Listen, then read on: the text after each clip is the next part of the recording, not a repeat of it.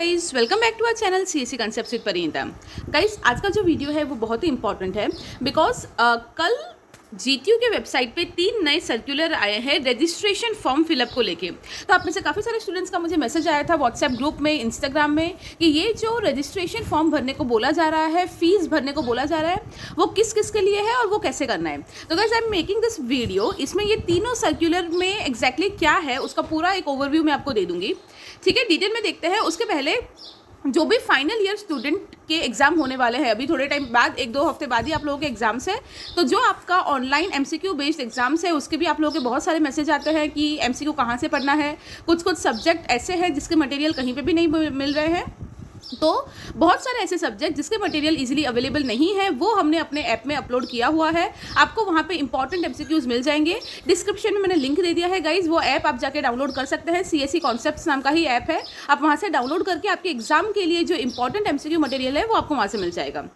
ठीक है, अब आते हैं जो ये सर्कुलर है डिप्लोमा इंजीनियरिंग स्टूडेंट्स के लिए, वो सबके ऊपर। तो देखिए गाइज, ये वीडियो बहुत ही इंपॉर्टेंट है, तो आपके जो भी फ्रेंड्स है डिप्लोमा में है, स्पेशली जो भी आपके जूनियर्स है, फ्रेंड्स है, वो सबके साथ ग्रुप्स में शेयर कर दीजिए बिकॉज ये बहुत इंपॉर्टेंट इन्फॉर्मेशन है जो सारे स्टूडेंट्स को पता होना चाहिए। तो देखिए गाइस, कल एक ही जैसा 3 सर्कुलर आया है, ये 10 जून आप देख सकते हो।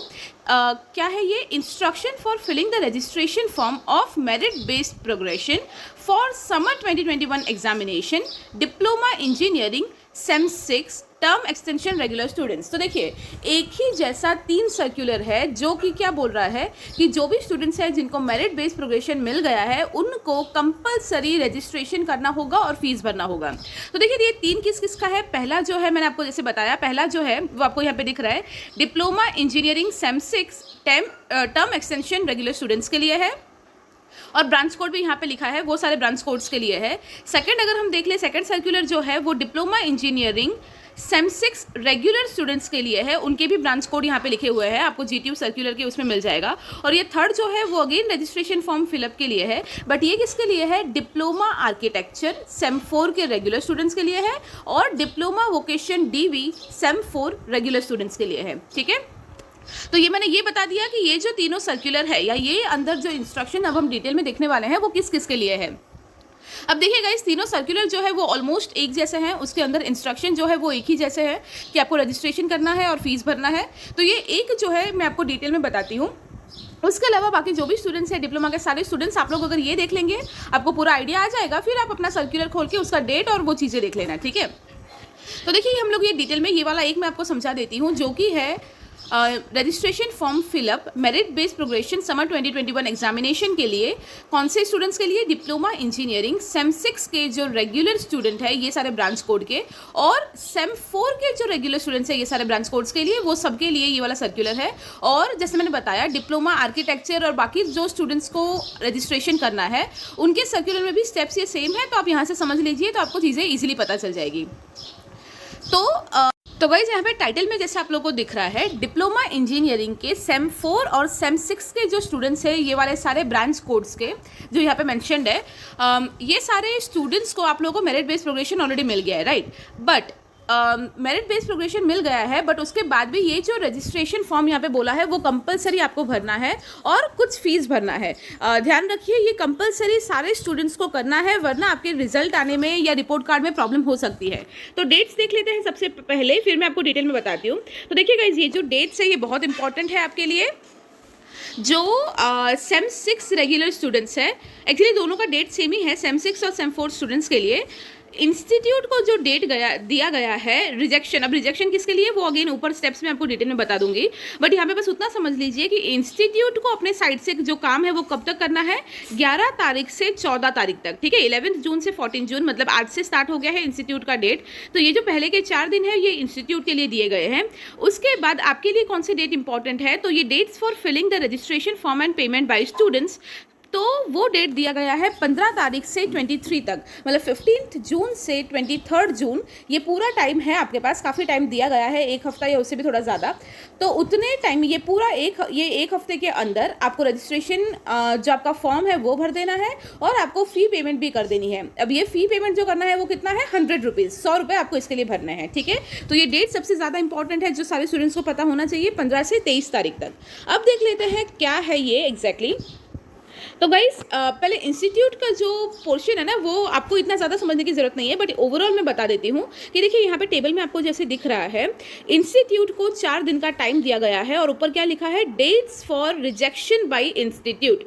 तो इंस्टीट्यूट को ये 4 दिन के अंदर क्या करना है कि कौन से स्टूडेंट्स ये जो करंट एग्जाम था उसके लिए एलिजिबल थे और कौन से स्टूडेंट्स नहीं थे वो इंस्टीट्यूट को देखना है। तो देखिए इंस्ट्रक्शन फॉर इंस्टीट्यूट में क्या है कि आप लोगों का जो रजिस्ट्रेशन फॉर्म है ना गाइस वो इंस्टीट्यूट के पोर्टल में ऑलरेडी रखा हुआ होगा, ठीक है। और बाय डिफ़ॉल्ट सारे स्टूडेंट्स अप्रूव्ड दिखाएंगे, मतलब आपके क्लास में मतलब जितने भी स्टूडेंट्स एनरोल किया था आप सब लोगों का रजिस्ट्रेशन फॉर्म बाय डिफ़ॉल्ट सबसे पहले अप्रूव्ड ही दिखाएगा।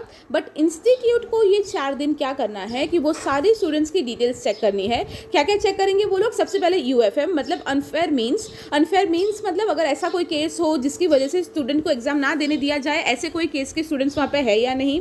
उसके अलावा कोई डिटेंशन मतलब UFM अनफेयर मीन्स का कोई पनिशमेंट किसी स्टूडेंट पे है या नहीं, कोई भी स्टूडेंट किसी रीज़न की वजह से डिटेंड है या नहीं, डिटेंशन वो चेक करेंगे।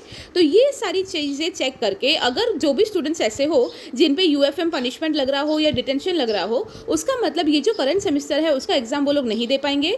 इसीलिए जो बाय डिफ़ॉल्ट सबका अप्रूव्ड था ना, तो इंस्टीट्यूट ये चीज़ें चेक करके ऐसे जो स्टूडेंट्स हैं जिन पे UFM पनिशमेंट और डिटेंशन लगता है उन सबका स्टेटस रिजेक्ट कर देगी। उसका मतलब क्या है कि वो स्टूडेंट्स को रजिस्ट्रेशन फॉर्म नहीं भरने दिया जाएगा, उनको फीस भी नहीं भरनी होगी और उनको मेरिट बेस्ड प्रोग्रेशन नहीं मिलेगा, ठीक है। तो ऐसे स्टूडेंट्स को इंस्टीट्यूट ये 4 दिनों में क्या करेगी, सबसे पहले उनका स्टेटस रिजेक्ट कर देगी। रिजेक्ट मतलब डिसअप्रूव, रिजेक्ट या डिसअप्रूव जो है वो कर देगी। और बाकी सारे जो स्टूडेंट्स हैं उनका स्टेटस अप्रूव्ड रहेगा और उनको अपना रजिस्ट्रेशन फॉर्म और फ़ी पेमेंट करना होगा, ठीक है।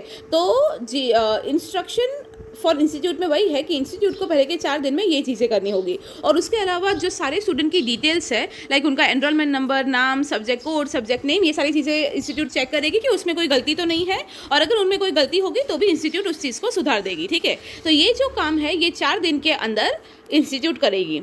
उसके बाद यहाँ पे जो आपका डेट चालू होता है 15 जून से 23 जून तक, उसमें आपको क्या करना है वो समझ लीजिए, वो इंपॉर्टेंट है। इंस्ट्रक्शन फॉर स्टूडेंट्स, तो आपको क्या करना है, आपको ये जो वेबसाइट है आपकी www.student.gtu.ac.in, वहाँ पे जाना है और वहाँ पे आपको रजिस्ट्रेशन फॉर्म मिल जाएगा।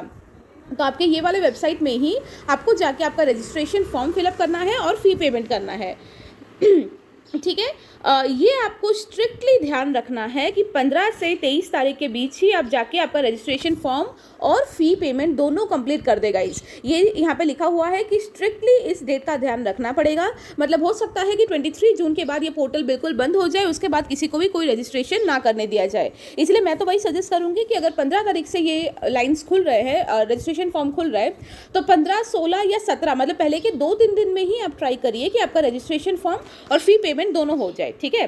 तो ये डेट के अंदर आपको कर देना है। अब फ़ी भरते टाइम आपको कोई भी क्वेरी आए, डाउट आए, मतलब नो प्रॉब्लम, आप मुझे भी कभी भी पूछ सकते हैं, हमारे वीडियो में आप कमेंट करके अपने डाउट्स पूछ सकते हैं।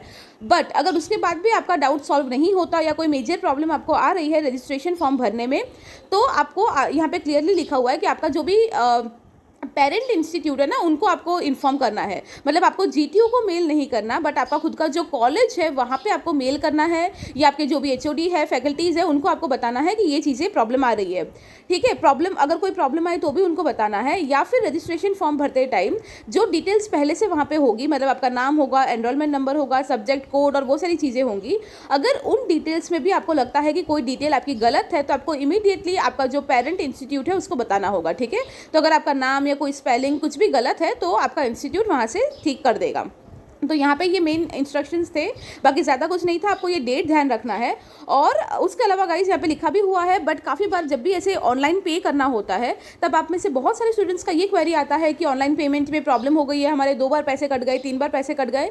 तो ऐसे केसेस में अगर ऐसी कोई प्रॉब्लम आती है तो आपको GTU को या अपने कॉलेज को मेल करने की कोई ज़रूरत नहीं है, बिकॉज ये पेमेंट गेटवे का डिफ़ॉल्ट सेटिंग होता है कि अगर गलती से 2 या 3 बार आपके पैसे कट गए तो आपको चिंता करने की कोई ज़रूरत नहीं है। वर्किंग 5 to 10 डेज़ के अंदर ऑटोमेटिकली आपके जो भी एक्स्ट्रा पैसे गलती से कटे होंगे वो आपके बैंक अकाउंट में वापस आ जाएंगे, ठीक है। तो ये सारे कुछ इंपॉर्टेंट डिटेल्स थे जो मुझे आपके साथ शेयर करना था। आई होप आपके दिमाग में भी क्लियर हो गया होगा कि ये रजिस्ट्रेशन फॉर्म किस लिए है। काफ़ी सारे स्टूडेंट्स पूछ रहे थे कि ये किसको किसको भरना है। तो गाइस किसको किसको है, कुछ स्टूडेंट्स को भरना है, कुछ को नहीं है, ऐसा नहीं है। ये जो भी स्ट्रीम के लिए और जो भी ब्रांच कोड ये सर्कुलर्स तीनों सर्कुलर में मेंशन किया हुआ है, वो सारे स्टूडेंट्स को कंपलसरी ये रजिस्ट्रेशन फॉर्म भरना होगा, तभी आपको सक्सेसफुली मेरिट बेस्ड प्रोग्रेशन मिलेगा। ठीक है। I hope everything is clear. उसके बाद भी स्टिल अगर आपको कोई भी डाउट होता है या फॉर्म भरने में कोई प्रॉब्लम होती है, पेमेंट करने में कोई प्रॉब्लम होती है, तो आप कमेंट करके अपनी प्रॉब्लम बताइएगा and we will definitely sort it out. Thank you.